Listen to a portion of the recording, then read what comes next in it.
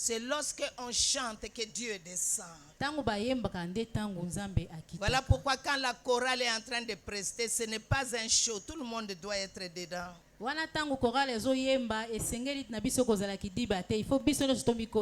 bénis l'ange de la maison. Je vous bénis l'église. Vous m'avez manqué. C'est comme si vous m'avez envoyé. Oui, c'est vous qui m'avez envoyé. Avec vos dons, je suis parti. Je vous dis merci ce matin encore. Ça fait tout un mois que je ne suis pas là. Physiquement, je ne suis pas là, mais spirituellement, on était ensemble. Même les séminaires qui viennent de passer de l'Alliance, je n'ai rien loupé. Je bénis le Seigneur pour mon interprète. Lorsqu'elle a su que je vais parler, elle m'a dit pardon. Je me sens pas bien. Tu vas te sentir bien aujourd'hui. Acclame le Seigneur pour toi-même. Papa, merci beaucoup pour la confiance que tu me donnes. Bien-aimés, nous avons une église. Nous avons une église. Je vous ai amené une bonne nouvelle. Parce que notre Dieu est un Dieu de bonnes nouvelles. La bonne nouvelle, c'est l'évangile. Alors, pour découvrir le thème d'aujourd'hui, nous allons d'abord partir dans le livre de Josué. Josué 1. Josué chapitre 1. Verset 6, verset 7 et verset 9. Verset 6, 7 et 9. On prendra seulement une phrase dans chaque verset. C'est par là que nous allons découvrir le thème de ce matin. Nous allons lire. Fortifie-toi et prends courage, car c'est toi qui mettras ce peuple en possession du pays.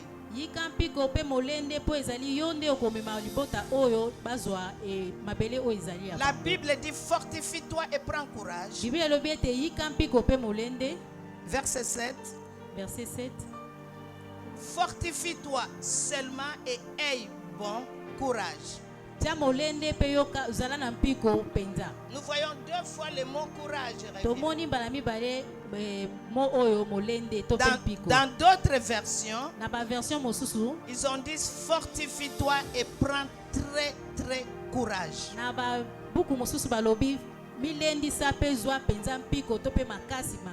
Le verset 9. Verset 9. Ne t'ai-je pas donné cet ordre? Fortifie-toi et prends courage.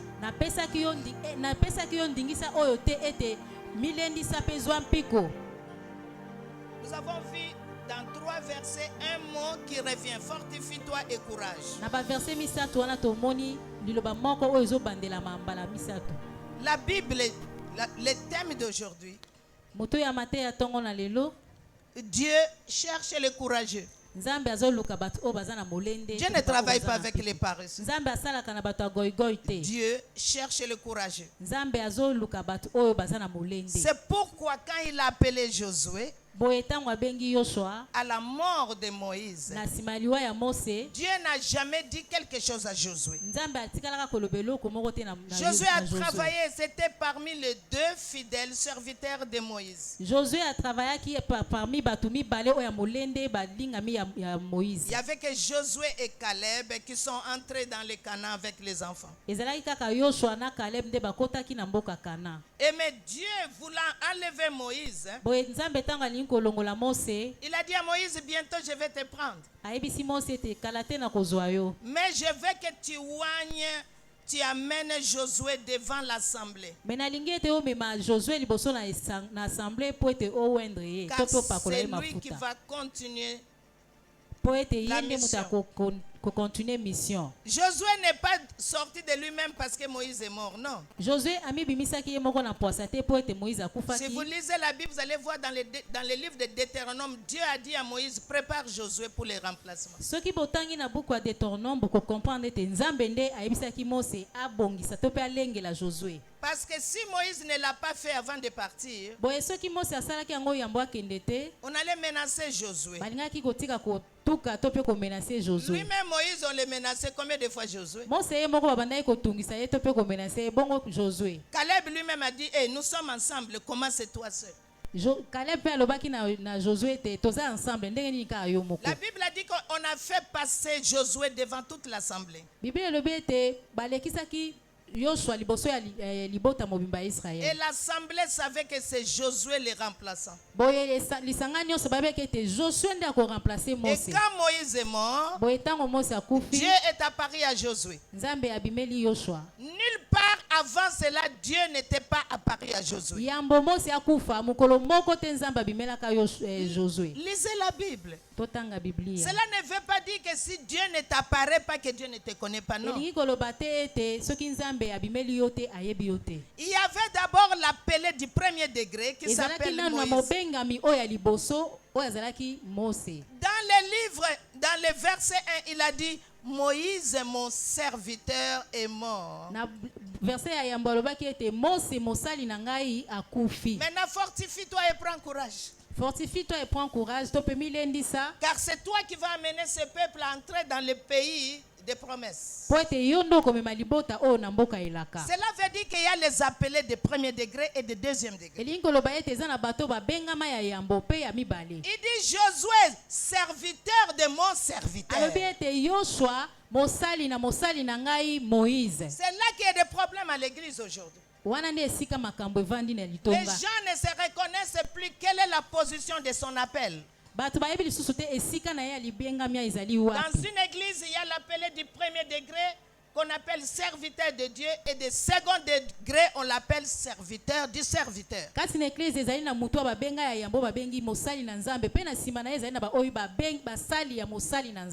jour que tu vas reconnaître ta position, être serviteur du serviteur, ne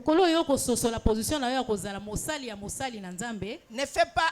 Si tu ne fais pas attention, c'est toi qui vas remplacer les serviteurs. Tu peux avoir beaucoup de dons plus que le premier degré. Tu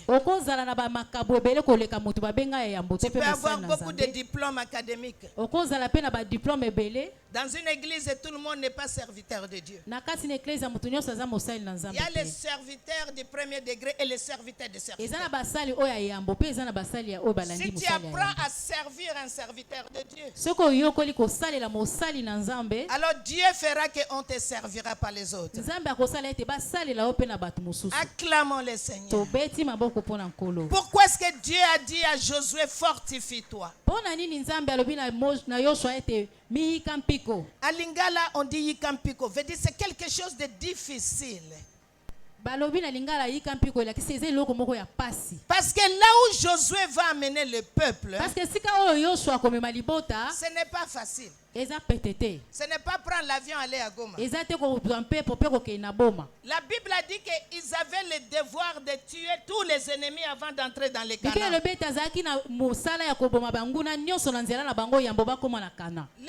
Les ennemis qu'ils devaient tuer, ce sont les occupants de toutes ces terres-là. C'est pour cela qu'il a appelé Josué. Le ministère de Moïse était le ministère d'intercession. La Bible a dit quand il priait, il avait les mains en l'air, les genoux par terre. À tel point que quand il s'est fatigué, on mettait les bois et les pierres pour soutenir ses mains. Dieu n'a jamais dit à Moïse, fortifie-toi. Quand la mission de Moïse était finie, la mission a changé de forme. Josué avait reçu la mission de combat. Josué avait l'épée et non l'intercession. Donc tu dois connaître quelle est ta mission. mission. C'est pourquoi il a dit à Josué, fortifie-toi. Parce qu'avant d'entrer dans les Canaan, tu vas rencontrer les ennemis. Tu vas rencontrer, avant de rencontrer les Cananéens, il y aura des Jébusiens, il y aura des Moabites, il y aura des Ammonites, il y aura des Édomites, il y aura des Amalécites, il y aura des Étiens, il y aura des Madianites, il y aura des Amoréens. Et la liste est longue. C'est pour cela qu'il lui a dit fortifie-toi. Ce n'est pas le moment d'intercéder. C'est le moment maintenant de faire face à l'ennemi. On ne peut pas te dire fortifie-toi s'il n'y a pas une guerre. Donc Dieu a vu dans Josué un courageux. Pendant les 40 ans de ministère Josué à côté de Moïse, et Dieu a localisé que voici un courageux qui va. Jusqu'à ce que Josué ait parvenu à faire entrer le peuple de Dieu dans Canaan. Dieu te dit aujourd'hui, fortifie-toi. Parce que le combat que tu traverses, s'il te montrait le nombre et la gravité de tes ennemis, tu vas fuir. Mais il te dit, prends courage. Dieu travaille avec le courage. Nous allons voir une deuxième écriture, 2 Rois 7. 3 à 20. 3 qui nous a 20. Mettez-nous seulement le thème, hein, le 3 à 20. Je vais paraphraser parce que c'est long. Il s'agit d'une famine qui était dans Samarie. C'est la plus grande des famines que Israël n'a jamais connue. Ça a duré 7 ans.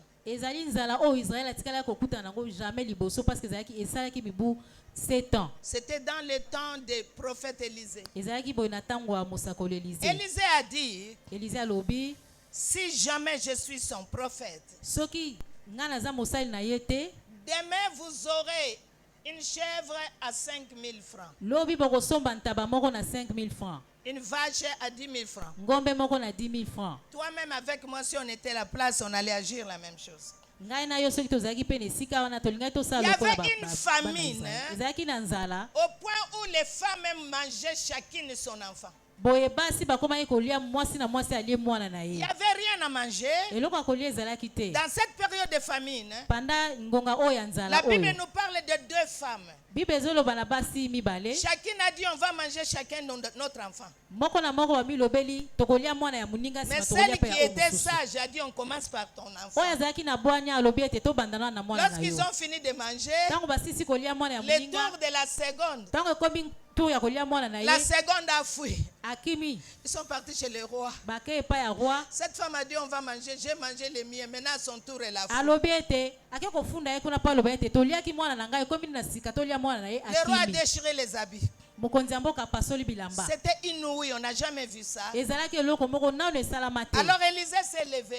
Il a dit demain on aura ça à moindre prix. Il n'y avait pas d'issue. Parce qu'ils avaient comme ennemis les Syriens. Et maintenant dans leur ville, hein, ces montagneux, on les a encerclés dans les montagnes. Donc je vais paraphraser. Et on nous parle de 4 lépreux. Ce que vous voyez comme Covid aujourd'hui, ce n'est pas une nouvelle chose. Pour qu'on parle de quarantaine, nous quand on a grandissé, quand il y avait la variole, on mettait les gens en quarantaine. Veut dire on te met de côté.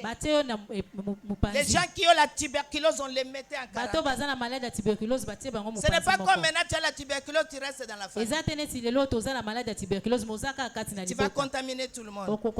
La quarantaine ne vient pas avec Covid. Ça vient à partir de lépreux. La Bible nous dit quand quelqu'un était lépreux, même jusqu'à présent, vous allez à l'hôpital de la Rive, vous allez voir les lépreux. Ils sont en quarantaine. Donc aucun lépreux n'avait le droit d'entrer dans la cité. C'est ça la médecine, on te met en quarantaine. Alors les lépreux, ils ne pouvaient pas manger. Parce que la famille qui allait leur donner à manger. Il y avait la famine déjà. La famille elle-même, elle est affamée. Comment elle va songer au lépreux? Même lorsqu'il y avait abondance, la famille venait à reculant et déposait la nourriture à 500 mètres et partait. Le lépreux venait chercher la manger. Il y avait pas d'approche. Il y avait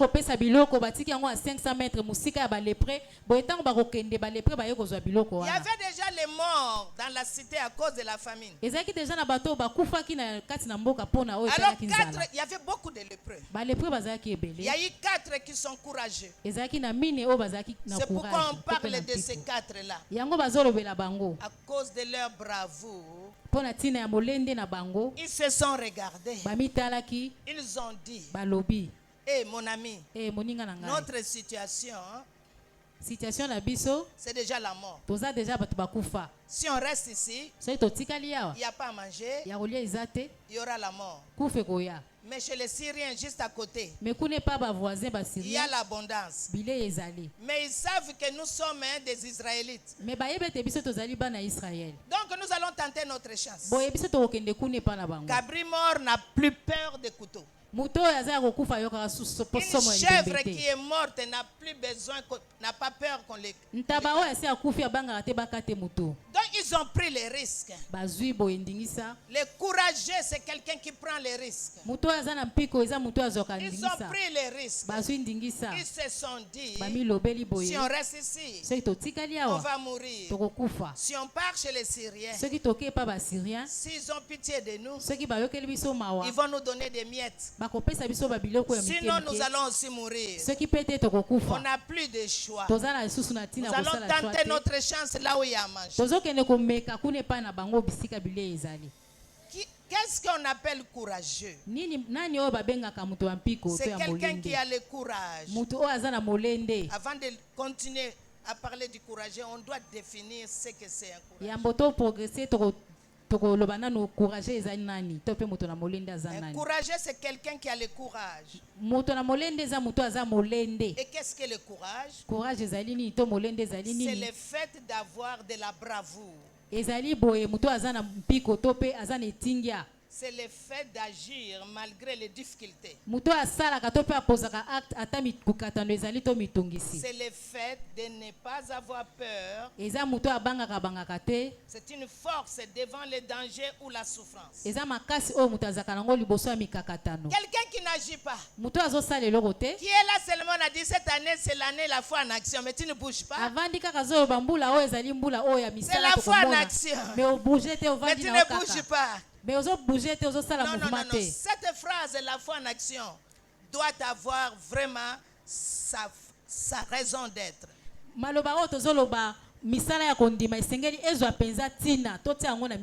On voit les courageux par un père de famille. Même s'il y a des balles dehors, à cause de la responsabilité, il va sortir pour chercher qu'est-ce qu'il va donner à sa famille.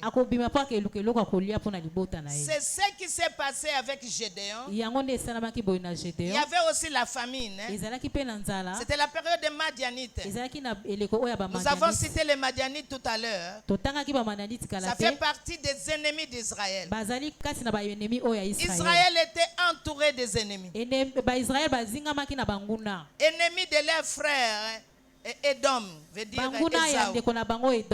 Ennemis aussi des enfants d'Ismaël. Israël avait beaucoup d'ennemis. Tous ces mondes-là sont venus d'Abraham. Mais ils étaient des ennemis parce qu'Israël était le seul choisi. Voici la définition de courageux. Un courageux prend les risques. Celui qui n'a pas pris les risques n'est pas encouragé. N'est pas encouragé. Encouragé est un soldat. Vraiment soldat. Tout chrétien doit se dire je suis un soldat. Le soldat sait que quand il part à la guerre, s'il revient, Dieu merci, s'il meurt là-bas, on l'enterre avec des honneurs.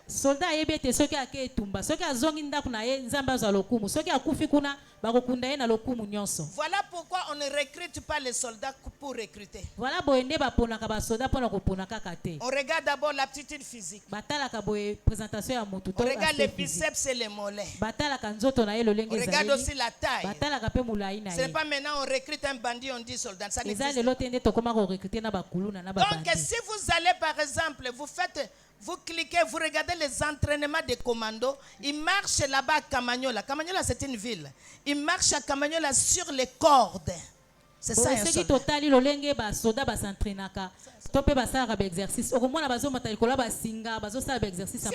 il meurt. Si vous allez dans l'aviation, les soldats qui sont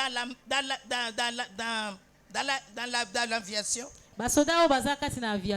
on les sort avec parachute. S'il a mal ouvert son parachute, il est mort. Dieu cherche des courageux. Où sont les courageux pour marcher avec l'évangile? Dieu a dit à Josué, fortifie-toi. Il y avait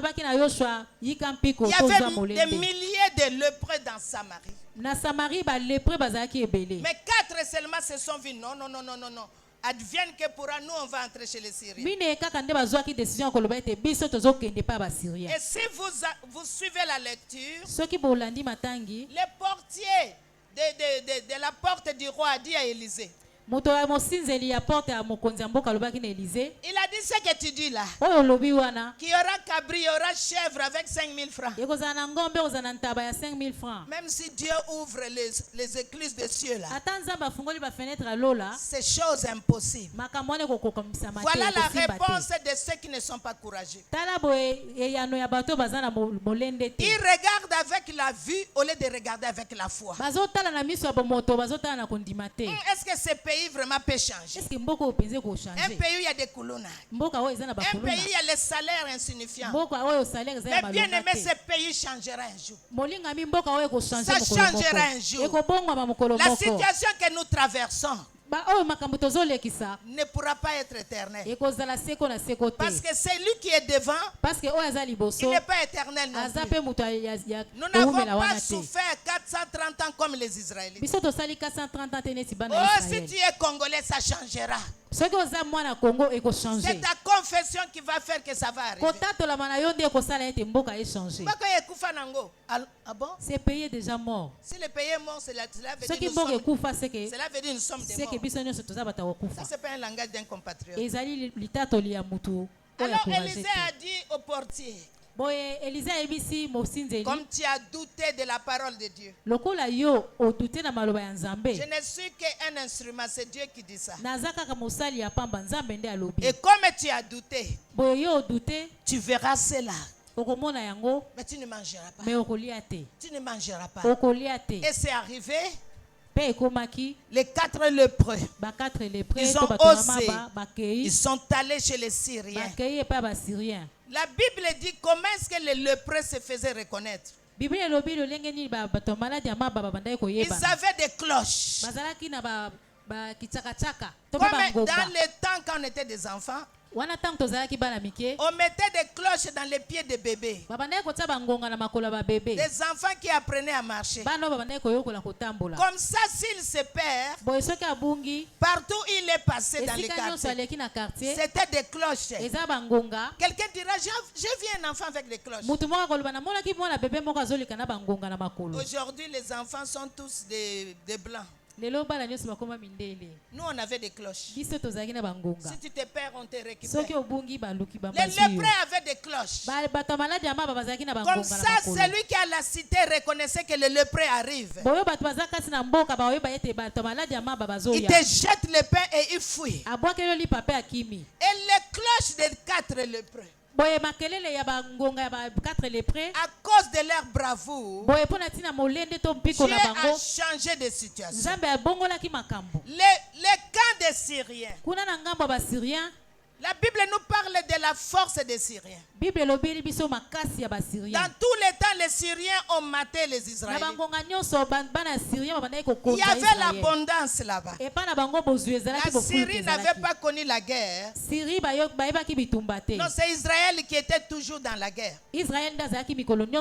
À cause de sa désobéissance. Alors les Syriens, ils ont entendu les cloches. Mais ils ont entendu le bruit de mitraillettes. Ils ont entendu le bruit de Kalachnikov. La Bible a dit qu'ils se sont taillés. Ils ont laissé l'abondance. Qu'est-ce que les lépreux ont fait? Ils sont venus, ils sont assis. Ils se sont servis d'abord. Même toi-même, tu es resté longtemps affamé, tu vas les donner au roi. Ils ont bien mangé. Il y avait de l'or et il y avait des vêtements. Ils ont pris le temps de manger. Les Syriens, ils ont entendu le bruit de guerre. Ça, c'est Dieu. Je cherchais quel est l'Israélite qui est courageux. Tout le monde se cachait. Comme dans le temps de Gédéon. C'est pour cela que quand l'ange est apparu à Gédéon, Gédéon n'avait jamais fait la guerre. Mais à cause de son courage, il était en train de battre son fromage. Avant que les Madianites ne viennent, l'ange lui a dit, vaillant héros. Vaillant héros. Mon ami, si tu es courageux, Dieu t'a catalogué. Il a mis les galons des étoiles sur tes épaules. Dieu n'appelle pas quelqu'un vaillant qui n'a pas fait une action. Acclamons le Seigneur. Dieu cherche les courageux. Où sont les courageux dans RL? Où sont les courageux dans RL? Alors les lépreux, quand ils se sont assouvis, la Bible dit, eux-mêmes ils se sont dit, ce que nous faisons, non, c'est pas une bonne chose. Allons donner la nouvelle au roi. Ils sont allés avec le peu qu'ils ont pris. Ils ont dit au roi. Le roi a vu les preuves. Le roi a fait l'éclairant. Le peuple a couru pour chercher à manger. Et quand il revenait avec, comme la parole d'Élisée était partie, il y avait tellement tous les pays qui a couru. Ils ont piétiné celui qui a blasphémé. Il a vu l'abondance, mais il ne pouvait pas atteindre l'abondance à cause de son blasphème. À cause de son incrédulité. Il a vu, selon la parole de l'homme de Dieu, la Bible a dit qu'il était piétiné. La seule chose que Dieu n'aime pas, l'incrédulité. L'incrédulité, c'est le contraire de la foi. Cette année, c'est la foi en action. Mais bien aimé, nous n'avons plus assez de temps. Il nous reste 21 jours pour terminer novembre. 21 jours pour terminer novembre. Et 31 décembre. Ça fait 52 jours. Quelles sont les actions que tu as posées? Rattrape le temps, il reste 52 jours. Même si tu n'es pas arrivé le 31 décembre, pendant que tu es encore en vie, Pose une action de bravoure. Nous sommes ici, personne ne sait si on va arriver en 31 décembre. Travaille comme si demain Jésus va arriver. Pose des actions de foi. Ne restez pas là. Maman Clarisse nous a prêché le mercredi qu'il faut refuser les paroles qu'on te dit. Elle a prêché sur la bravoure. Qu'il faut te révolter lorsqu'on te donne une parole qui est contraire de la Bible. Et nous, dans notre famille, nous avons une maladie, ou bien des maladies. Arrivé en novembre, il y a toujours quelqu'un qui meurt. Toi, tu n'as pas la foi. Ceux qui sont morts là, ce n'est pas toi. Même si vous avez le même sang. Ça, c'est eux. Mais toi, tu es un enfant de l'alliance. Dis-moi l'alliance que j'ai faite à RL. Je vivrai longtemps. Et je raconterai les œuvres. Alléluia. S'il vous plaît. Voici comment Dieu a parlé de ces 4 lépreux. Ils n'ont pas prêché. Mais leur bravoure nous fait revivre l'histoire. Pour que tu attrapes ça et tu avances. La 3e écriture. Acte 21. Nous allons mettre ça sur le tableau. 10 à 13. Acte 21, 10 à 13.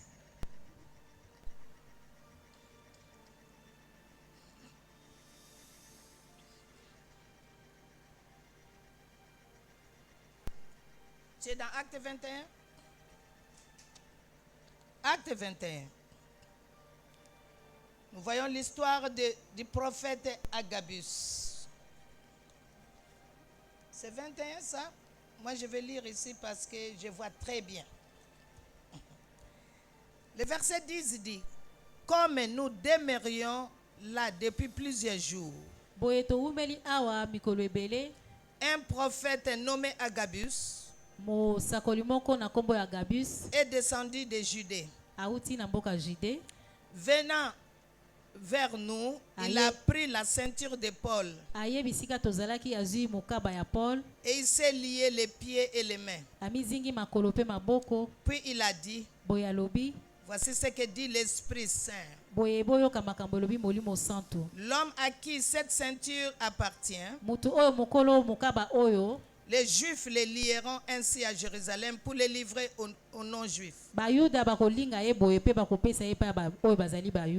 Après avoir entendu cela,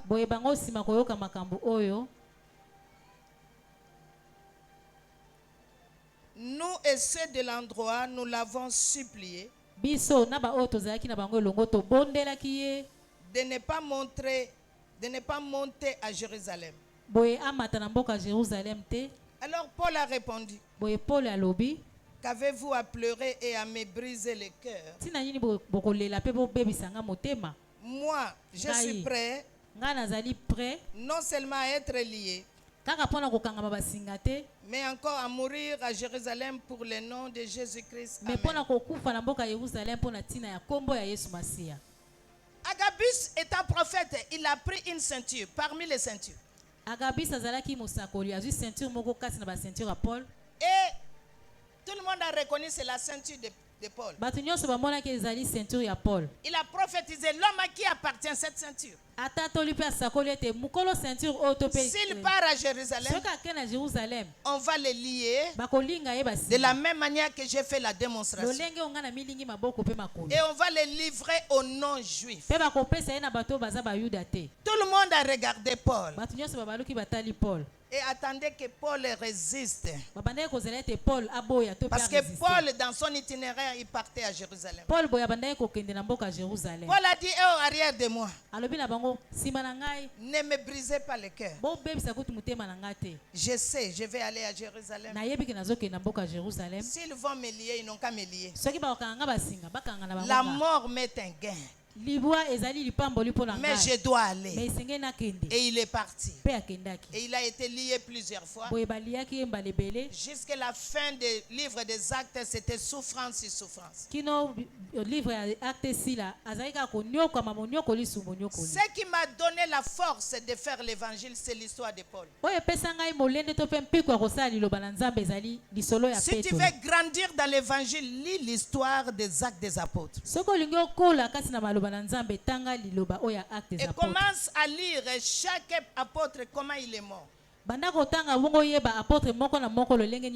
te donnera la force. Les réveils que nous avons aujourd'hui, c'est la vie de Paul. Il n'a pas été avec Jésus. Il est venu 30 ans après Jésus. Nous savons dans Acte 7 comment Jésus l'a croisé en route parce qu'il partait. Il allait, Acte 7 ou Acte 9. Acte 7, ils ont tué Étienne. Acte 9, il a rencontré Jésus en allant lier l'église. Il n'y a pas un apôtre qui a souffert comme Paul. Parce que lui aussi, il a détruit l'église, il a pris les chrétiens pour les livrer aux pharisiens. La bravoure de Paul a fait que Paul n'avait plus peur. Je ne sais pas si Jésus a souffert comme Paul. Jésus, sa souffrance était à la croix. Mais Paul a souffert les martyrs. Il a souffert avant d'être martyrisé. Alors tout chrétien qui lit l'histoire de Paul va dire je vais aller. Paul a dit je vais aller. C'est que j'ai vécu déjà. Je ne suis pas mort. Mais si les Juifs vont me prendre, ce sont ses frères, il était juif. Il était juif de la tribu de Benjamin. Donc ce n'est pas les étrangers. Il était juif. Les prisons, il en a connu. La chicotte, les fouets, 39. Il en a connu. C'est pas chicotte petit comme ça. Hein? C'est chicotte qu'on a frappé Jésus. Qui était la queue de l'animal avec des bouts de fer. Paul a dit qu'est-ce que je n'ai pas entendu. Il était pharisien. C'était un titre. Et il était romain. C'était un titre à l'extra comme être américain. Malgré ça, il a connu la prison. Prison sur prison. Prison sur prison. La famine, il en a connu. Dans son état de Romain, il a connu la famine.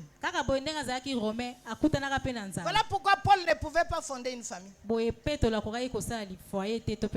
Non, Paul. La Bible ne nous dit pas que Paul avait une femme et les enfants. Mais il va laisser cette famille malheureuse. Il s'est donné à Dieu complètement. Il avait la bravoure.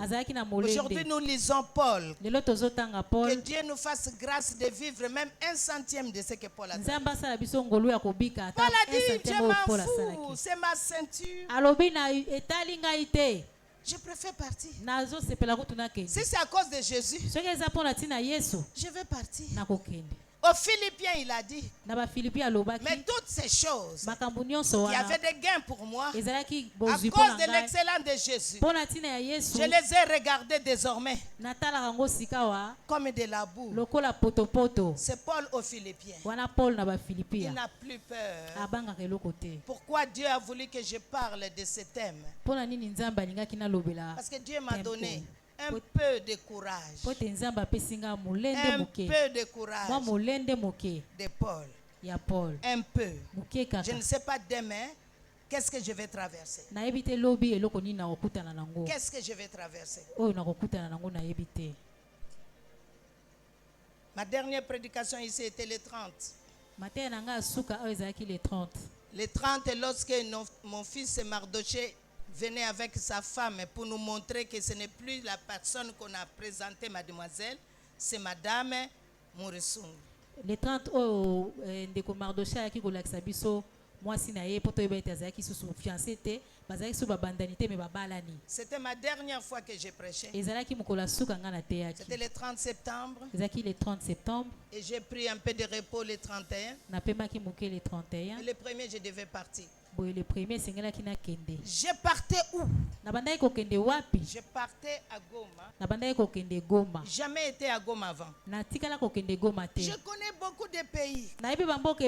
Sauf mon pays, je ne connais pas d'autres régions. Ici seulement Matadi et Boma, je ne suis pas arrivé. Bandundu là-bas, je ne connais pas. Mais je vais loin. Et j'avais les cahiers que vous m'avez donnés. Je suis allé les laisser chez Maître Marie-Louise parce que c'est à côté de CA. Comme ça, quand je vais juste prendre deux ou trois rues, j'arrive à CA. Et j'ai dit à Marie-Louise, j'ai juste $100 pour partir. Elle m'a regardé, hein? Tu vas dans une mission avec $100. J'ai dit, c'est ce que j'ai. J'avais des problèmes de pieds ici. Je ne pouvais pas me chausser. J'avais l'argent pour partir à l'hôpital. Ce jour-là, c'était un vendredi, on venait ici. Alors j'ai laissé le couple Moulumba à Kassavou parce qu'ils devaient aller en prière. Et puis, après, ils vont venir me rejoindre ici.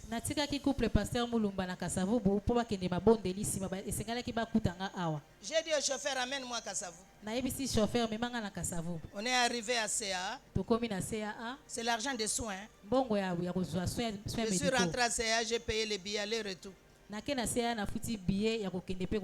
m'a coûté 500 et quelques, $550. J'avais $600. Il faut garder l'argent pour go pass avec les taxis. Je suis resté avec $100. J'ai dit à Marie-Louise, je n'ai que $100. Elle me dit, tu vas faire quoi là? Elle dit, c'est lui qui m'envoie. Il m'a dit, lorsque je t'enverrai, ne prends pas 2 habits. Ne prends rien. Et tu vas trouver que quelqu'un va te loger. Ne va pas manger de gauche à droite.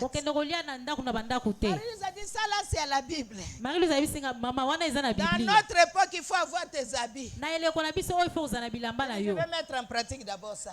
Et en partant, papa m'a donné de l'argent. Et papa aussi, mon fils Alain m'a donné de l'argent. Il m'a dit, c'est ça seulement que j'ai. Quand lui dit ça seulement que j'ai, vous savez ce que cet argent a fait? Il y avait une fille qui était violée par son père dans les sites. Une fille de 14 ans. Et il fallait un médecin, un psychologue pour calmer la fille. Quand on m'a mené dans le site, c'est l'argent que tu m'as donné. J'ai envoyé les gens, vite achetez-moi tel médicament. Je l'ai injecté. Elle était paralysée. Je pouvais la soigner. Ne dis jamais c'est un peu. Ça soignait quelqu'un. Acclamons le Seigneur. Je suis arrivé à Goma. Avant même d'arriver, les gens de Goma m'ont mis à l'épreuve. J'avais 1 an, j'ai collaboré avec eux, on ne s'est jamais vu. Depuis octobre en octobre, ils voyaient seulement les choses que vous me donniez, j'envoyais. Et ils demandaient, la femme qui nous envoie là, c'est extraterrestre ou bien c'est un être humain? J'ai tellement reporté aujourd'hui, demain, aujourd'hui, parce que le diable ne voulait pas que je parte. J'étais tout le temps malade. Cette fois-là, avec les pieds qui me faisaient mal. J'ai dit douleur des pieds, on ira, j'irai connaître ton histoire à Goma. Allons. Dieu cherche les courageux. Si moi j'ai traité les pieds, la maladie n'allait pas finir. Parce que le cœur va aussi venir. Jusqu'à ma cardiologue me demande, tu es où? Jusqu'à aujourd'hui, tu es où? Maman, c'est quoi? C'est forcé comme les Ivoiriens disent. Elle sait ce qu'elle a vu dans les écrans. Elle veut qu'on continue les soins. J'ai dit cette fois-ci tu ne m'auras pas. Moi je dois aller là-bas. Je vais savoir pourquoi chaque fois je vais aller, il y a un problème. Alors les gens de Goma me faisaient un test. Ah maman, tu vas venir?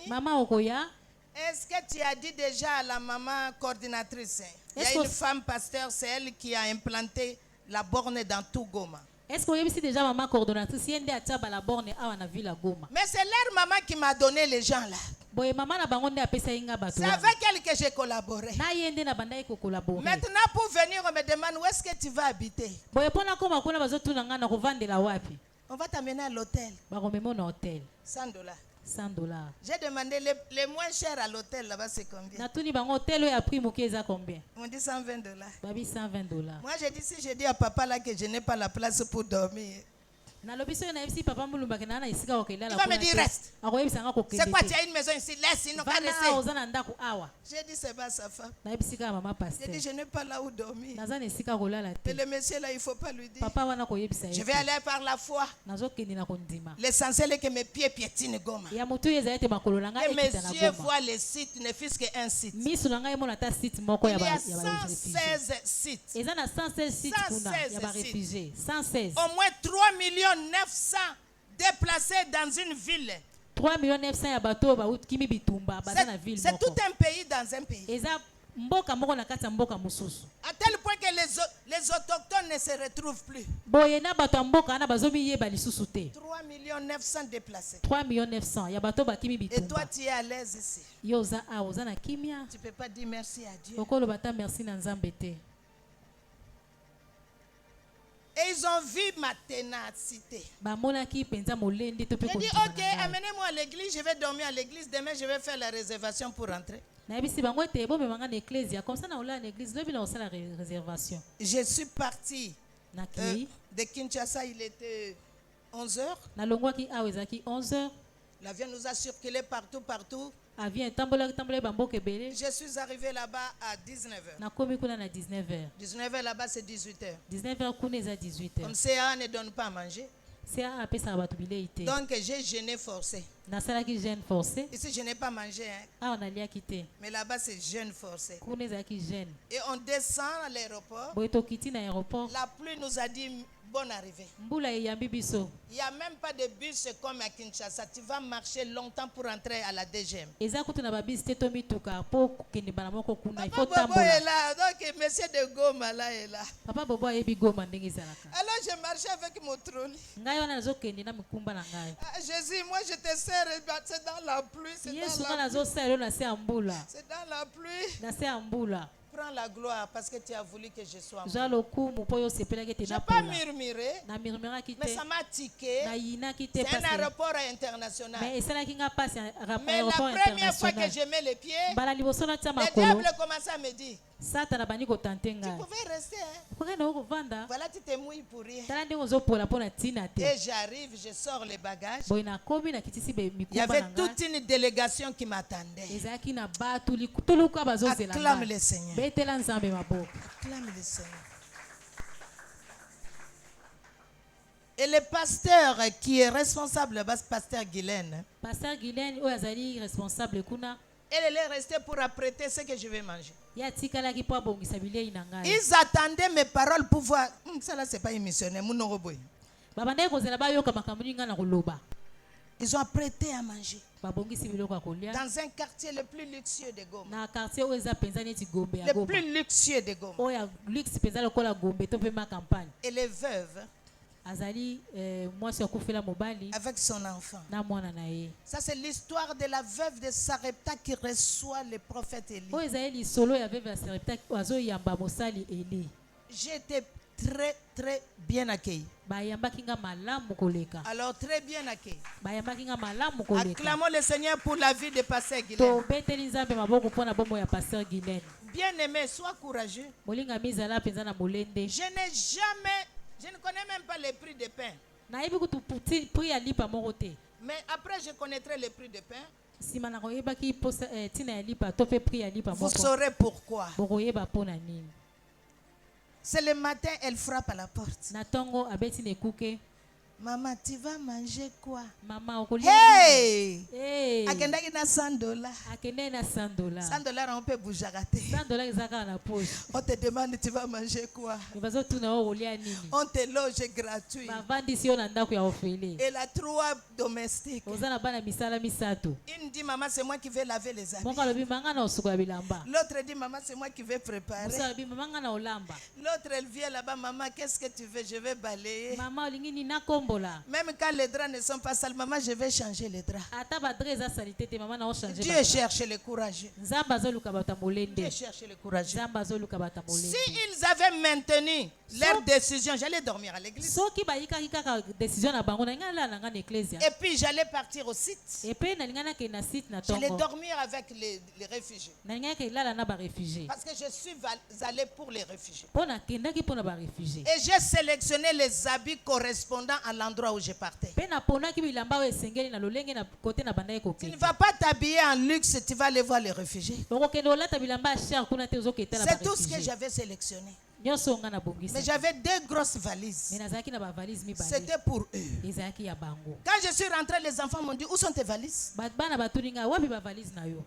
J'ai donné là-bas. Afin de dire, tu as laissé là-bas. Tu as donné quand même mes 2 chemises là-bas. Que je t'avais donné.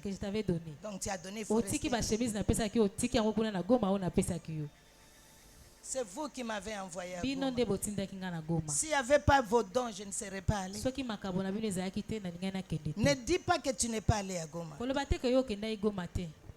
Tes affaires sont parties. Tes habits, ton argent est parti. Tes cahiers sont partis. Et l'un des pasteurs de Pasteur Guylaine, c'est lui qui m'a amené. La régie, tu peux nous mettre les images. S'il vous plaît. C'est RL qui m'a envoyé. C'est grâce à vous que je suis encore. Oh my God, it's my birthday. It's my birthday. Oh my God. J'étais prête à partir. C'est impensable que je sois encore là jusqu'aujourd'hui.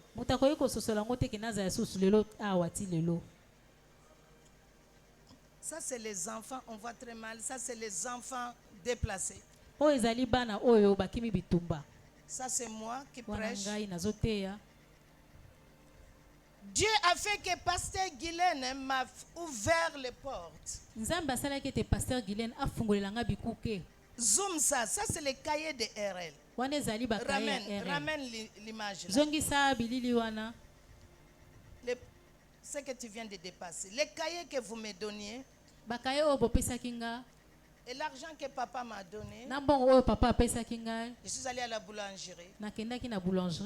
J'ai demandé au boulanger tel plaque, gardez ça pour moi.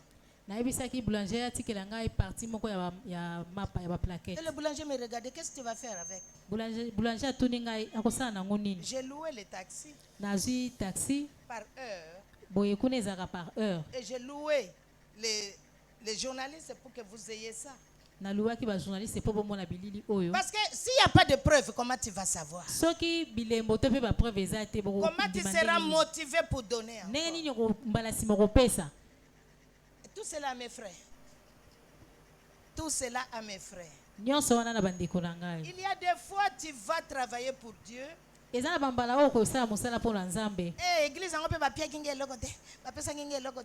cette église n'a rien donné. Ils ne m'ont rien donné en tout cas. On peut ne pas te donner un RL. Mais Dieu va t'envoyer ailleurs. Ce sont les ambassades de Jésus. Dieu va te donner beaucoup ailleurs. Pas parce que tu as travaillé là-bas. Non, parce que tu es ambassadeur ou ambassadrice. Et Dieu va, c'est là où il va te bénir. Ça, c'est le cahier de RL. Que je suis en train de rassembler 200 élèves pour donner. Ils sont tellement beaucoup. Dans chaque site, l'UNICEF dit j'ai besoin de 115. Ici, j'ai besoin de 200. Je suis tombé sur le premier site et j'ai partagé les pains et les cahiers. Voici des enfants qui n'ont jamais eu un pain entier. C'est la vidéo qu'on partageait miche de pain qui m'a révolté pour aller à Goma. Ce sont des enfants qui avaient peut-être un jour un morceau de miche de pain. Ces jours-là, ils ont eu un pain entier avec des cahiers jusqu'à leurs enseignants. Les enseignants aussi sont des déplacés. Jusqu'à la directrice. Elle-même déplacée et veuve parce qu'on a immolé son mari. Jusque-là, elle ne connaît pas où sont ses enfants. Bien-aimé à Kinshasa, dis merci à Dieu pour ta vie.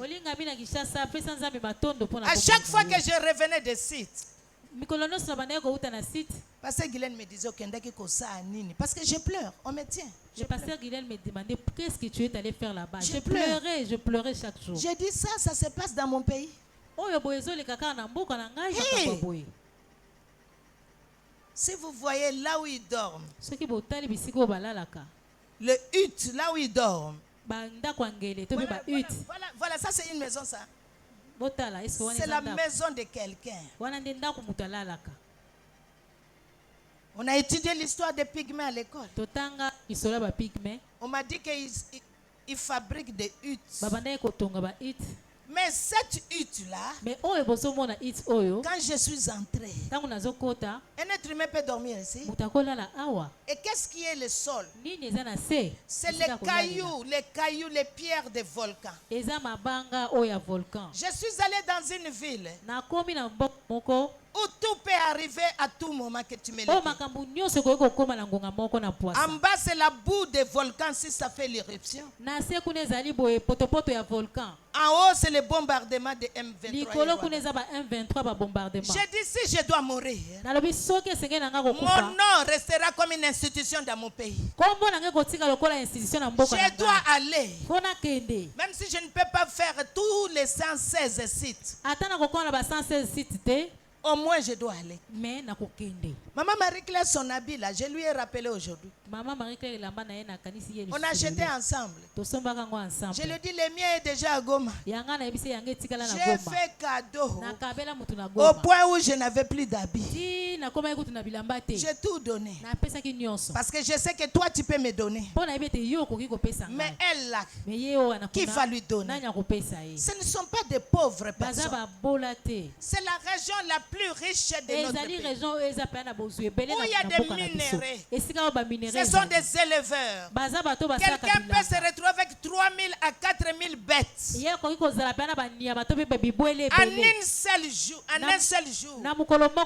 Il se retrouve sans rien. Ou bien le monsieur est immolé. La femme doit fuir de kilomètres et kilomètres pour ne fût qu'arriver à Goma pour trouver l'asile. Et malgré ça, qu'ils sont dans les sites à Goma, ça n'a pas empêché les rebelles de bombarder les sites. Je n'ai jamais vu qu'on vient bombarder dans les camps de réfugiés. Dans ta prière, prie pour ces pays. Prie pour mon pays. Ça ne va pas. Si quelqu'un te dit ça va, c'est faux. Pas plus tard qu'avant-hier, il y a quelque chose qui circule dans les réseaux sociaux où les bandits sont rentrés dans une église pour violer les sœurs qui ont refusé d'aller dans le monde, qui cherchent Dieu. Ils sont venus les violer sur la chair. Un tel pays. Mikolo misato eleki eza na video mo ezotambola babandi bakoti na église ba violer ba sœur po baboyi kokende kosala makambo mabe balika balanda bango tina église ba violer bango kuna dans l'église. Na kati ecclesia. Non, il y a quelque chose qui ne va pas. Eza na eloko moko malamu tezo. Prions pour que Dieu ait pitié de ce pays. To sambela po nzamba yokela mboka na biso mawa. Si Dieu n'a pas descendu encore son feu. Soki nzamba kitisina no moto na yete. Parce qu'il y a encore des personnes braves qui s'en vont pour regarder les réfugiés. Alors quand j'ai commencé à donner cela, les journalistes ont filmé. J'ai envoyé ça dans le groupe de mamans. Je ne savais pas que les journalistes travaillent avec les organismes internationaux. Sers Dieu. Sers Dieu. Tu ne sais pas où Dieu va te visiter. Même les $100 étaient finis déjà. Donc j'avais mon billet aller-retour. Je savais que quand je vais finir la mission, je vais rentrer. Alors maman Guylaine a dit non. Dieu me dit ce n'est pas encore le moment. Je n'ai pas discuté. Elle me dit je vais te présenter là où je dois prêcher, mais toi tu vas prêcher là-bas. Et c'est une convention de toute la région. De toutes les églises et des assemblées de Dieu. Convention des femmes qu'on appelle KDC. Je suis parti pour les réfugiés. J'étais loin de savoir que je vais être exposé dans des milliers de femmes.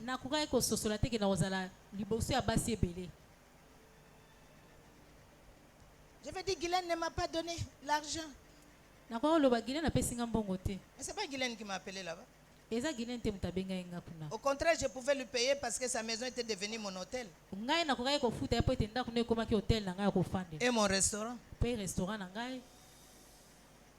Mais Dieu avait une surprise pour moi. Plus que ça. Espérant contre toute espérance. Quand j'ai fini de prêcher, nous étions 3 intervenants. Et les gens ne me connaissent pas. C'est pas facile qu'on te donne une grande assemblée comme ça, tu vas prêcher. Guylaine a dit, il faut le laisser parler. Quand vous allez l'entendre parler, tu vas arrêter de te plaindre dans ta vie. Parce que moi, je l'ai entendu dans ma maison. C'est ce jour-là où Dieu a voulu m'exposer pendant que je me cachais. Je me cachais, je suis venu pour les réfugiés. La convention s'est transformée en deuil. Tout le monde pleurait. Je devais parler de la femme. En prenant ma mère comme exemple. Le fait d'avoir abandonné sa famille, voici ce que nous étions devenus. Directement, la médecine est revenue. Tout le monde m'appelait parce que toute femme est malade. Chaque femme s'est retrouvée dedans. Ce sont des femmes pasteurs. Ce sont des grandes dames. Je pensais que j'allais dans un village. Non, il n'y a pas l'argent ici. Il faut aller à Goma. Tu vas voir la femme de Goma, comment elle est habillée. Toi-même, tu auras honte, tu vas changer de look. Est-ce que vous ne me voyez pas? Acclamons le Seigneur. Pasteur Guylaine m'a changé de look. Elle m'a dit, maman, là où je t'amène là, tes habits des réfugiés, il faut garder quand tu iras dans les sites. Elle est couturière, coiffeuse. Elle a terminé, c'est une fille de Kinshasa, elle a terminé à Izam ici. Elle a changé mon look en 24 heures. Et moi-même, quand j'envoie ici, les gens me disent, maman, viens vite, on va t'épouser là-bas. Notre Dieu paye. Et quand j'ai fini de prêcher, le lendemain, le journaliste est venu. Parce que Madame Guylaine, dans l'église de la Borne, il y a toutes les catégories sociales. Avec une personne qui est dans un organisme international. Guylaine a dit, prends cette femme, donne-lui le travail. Et aujourd'hui, je suis engagé à l'UNICEF. Quatrième personnalité. Na UNICEF.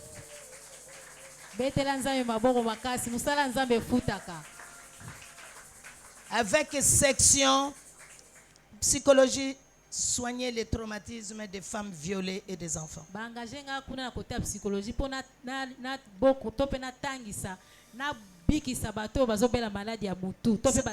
ne s'arrête pas seulement à Goma. Ça prend Dar es Salaam, Tanzanie et Kenya. Donc j'ai 3 pays à représenter. Et quelqu'un m'a envoyé de l'argent de Kinshasa. Maman, regarde un peu ça, j'ai envoyé l'argent pour toi. C'était $1000. Je suis parti avec $100. Il y a eu $1000. Le Seigneur me dit, c'est pas pour toi. Va louer la maison. J'ai donné la moitié donc. Les $1000 là, c'est la moitié. Et j'ai une maison que personne n'a jamais habité avant. Si tu veux venir à Goma, il y a une maison là-bas. Et ils sont en train de mettre la dernière couche de peinture. J'ai dit au bailleur, ok, le reste je vais donner. Le bailleur, il est pasteur lui-même. Bien aimé, Dieu cherche les courageux. Je n'avais jamais su que moi je vais habiter à Goma. Et même quand j'habitais à Goma, je voyais j'habite chez quelqu'un. Non, j'ai trouvé une maison où je vais te loger quand tu vas aller là-bas. Sois courageux. Sois courageux. Et comme je suis parti là-bas, cela veut dire quoi? Ça là, ça ne va pas partir là-bas. Ça n'ira pas un jour là-bas. On a dit vision mondiale. Mondiale là, c'est Bakayao seulement. Est-ce que vision mondiale est Bakayao? Si c'est Bakayao, c'est pas mondial. C'est territorial de Kinshasa. Allons là-bas. Il y a du travail. Allons là-bas. Il y a le travail. Dieu cherche le courageux. Celui qui va dire je vais louer la maison pour faire l'œuvre de Dieu. Dieu cherche le courageux. J'ai laissé la médecine est venue. Tout le monde est malade là. Tous les jours on m'appelle, maman tu reviens. Je ne pouvais pas faire ce travail dans la maison de pasteur Guylaine. Ça fait une vision dans une vision. Maintenant j'ai ma maison. J'ai même mon bureau. Donc je peux soigner les gens là. Voici ce que Dieu voulait que je partage avec vous. J'ai encore quelques jours, je dois rentrer. Parce que je dois prendre effet de mon travail le 15. Il faut que je sois là. Je suis venu prendre mes affaires et prendre ton argent. Parce qu'il y a des enfants qui ont faim. Ne te fatigue pas de donner. Si moi en donnant on m'a donné le travail, tu ne sais pas qu'est-ce que Dieu te réserve. Tout ce que tu as donné, sache que Dieu a préparé quelque chose pour toi. Ne te fatigue pas de donner. J'ai plus besoin de liquide que matériel. Le travail est énorme. Un jour, si Dieu te met à cœur, rejoins-moi et Dieu se souviendra de toi. Que Dieu vous bénisse.